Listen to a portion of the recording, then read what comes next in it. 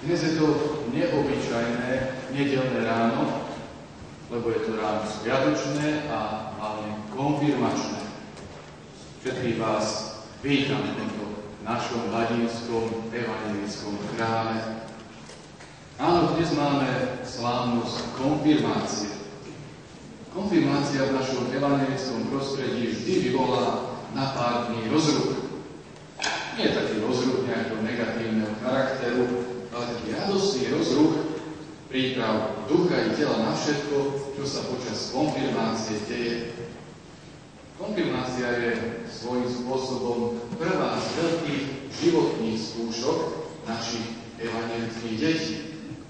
Časom prídu ďalšie, ktoré budú možno snáď oveľa viac nekompromisné ako táto. Prosíme však Pána Boha, aby v moci svojho Svätého Ducha dal týmto mladým smelo a úprimne prežívať tieto chvíle spolu s nami, aby ich slová a vyznania brali naozaj vážne celkom všetci. Všetkým vám si teraz dovolím predstaviť týchto našich mladých ľudí, aby sme vedeli, kto teda bude dnes vyznávať vieru pred Pánom Bohom. Začnem od najväčšej. Je to Lukáš Moravčík, ďalej Mirka Surkošová, Matej Lešták, Lukáš Gric, Dominika Úradníková, Ivo Gric, Gabriela Batulíková, Martin Budec, Lenka Budecová, Zuzka Pazuchová, Katka Leštáková. Začali prípravu konfirmácie a s Božou pomocou Božou.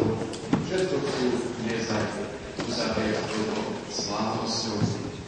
To sú oni všetci 11, ktorí, ako zvykne hovoriť, sa nám dnes postarajú, možno aj o dobrú náladu.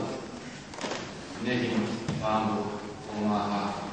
Slávnostné služby Božie začneme pred spevom, pesničkou číslo 605, ktorú máme v našom spevníku. V mene Božom môžeme začať.